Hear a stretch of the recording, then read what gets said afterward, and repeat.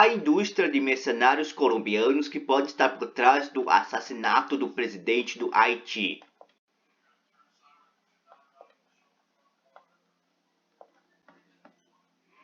Militares colombianos aposentados que falam inglês e têm treinamento em armamento sofisticado, inteligência e operações internacionais, muitos deles entregavam unidade contra a guerrilha, em parte financiada pelos Estados Unidos.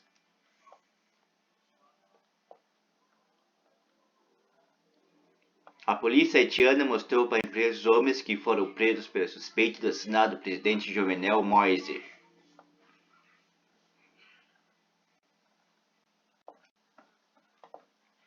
Em linhas gerais, esse é o perfil dos 26 colombianos que, segundo as autoridades haitianas, estão envolvidos no assassinato do presidente do país, Jovenel Moïse. Desse grupo de 26 indivíduos, 15 estão detidos, 3 foram mortos e 8 estão foragidos. O presidente foi assassinado em sua residência durante a madrugada do dia 7 de julho. Ele levou 12 tiros, um deles na cabeça. Também há indícios que Moïse foi torturado. Ele chegou a ficar trancado em casa durante meses em meio a uma crise política que cada vez mais diminuía sua legitimidade e aumentava as vozes que pediam a sua renúncia. Até agora não se sabe quem pagou os mercenários colombianos para matar o presidente haitiano. Nas horas que seguiram ao assassinato, que ganhou um caráter internacional, começaram a surgir os primeiros detalhes sobre os ex-militares que supostamente executaram o plano. E há algumas características que revelam um aspecto essencial da guerra que assolou a Colômbia nas últimas décadas: o surgimento de uma indústria de mercenários que emergiu após a operação de combate ao narcotráfico e ao terrorismo, muito deles financiado pelos Estados Unidos. Esse grupo estiveram em diversos conflitos internacionais e são requisitados por causa de suas habilidades militares e dos valores relativamente baixos cobrados pelos serviços que prestam. A Colômbia conta com uma verdadeira indústria de grupos paramilitares. Quem matou o presidente?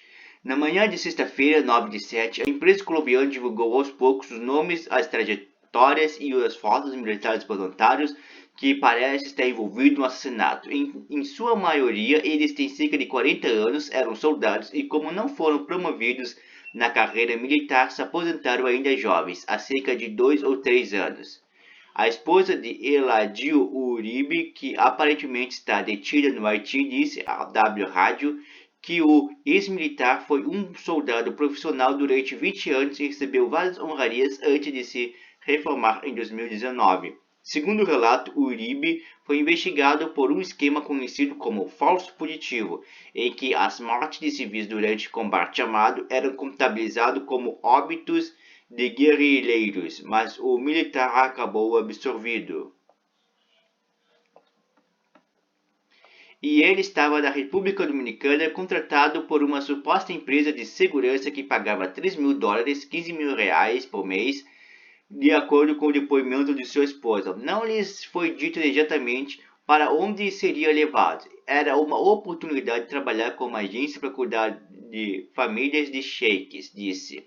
A mídia colombiana também destacou o caso de Manuel Antônio Grosso, paraquedista e membro das Forças Especiais Anti-Guerrilha, que postou foto na República Dominicana há uma semana. Tudo indica que ele cruzou a fronteira com o Haiti um dia antes do assassinato de Moïse.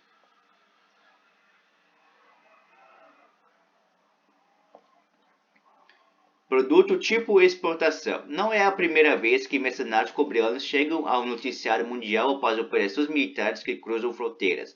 Nas últimas 2 décadas, centenas de ex-militares do país foram contratados por empreiteiros privados de países como os Estados Unidos e o Reino Unido e forneceram apoio em guerras no Afeganistão, no Iraque e no Iêmen. O salário no exército colombiano são, segundo as declarações do ex-ministro da Defesa, entre 15% e 20% mais baixo do que recebesse um soldado reformado em operações privadas no exterior.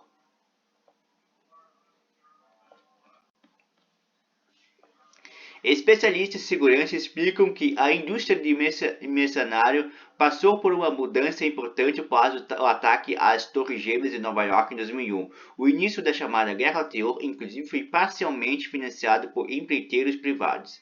E esses movimentos já vinham crescendo aos poucos. Depois da Guerra Fria, argumentam os pesquisadores, os Estados Unidos estavam interessados em terceirizar intervenções militares em países pequenos, mas com conflitos complexos. O objetivo era reduzir o impacto político do sacrifício de tropas americanas em operações do tipo.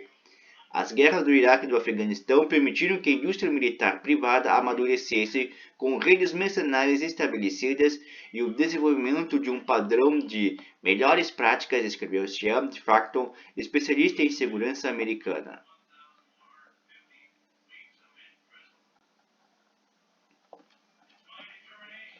O setor contou com a criação de empresas como a Blackwater, uma companhia militar privada que, segundo o relatório do Departamento dos Estados Unidos, treinou militares e paramilitares colombianos em 2005. M-Factor explicou que em um de seus ensaios que outros países imitam o modelo americano e todos os dias novos grupos militares privados surgem em países como Rússia, Uganda, Iraque, Afeganistão e Colômbia. Os serviços são mais robustos do que os da Blackwater. Eles oferecem maior poder de combate e disposição para trabalhar pela oferta mais alta. Com pouca consideração pelos direitos humanos, eles são mercenários em todos os sentidos da palavra. A Colômbia, inclusive, entrou na guerra contra o terrorismo com o apoio do presidente Álvaro Uribe, que governou o país entre 2002 e 2010 e já tinha uma experiência consolidada na contratação e na criação de empresas de segurança privada.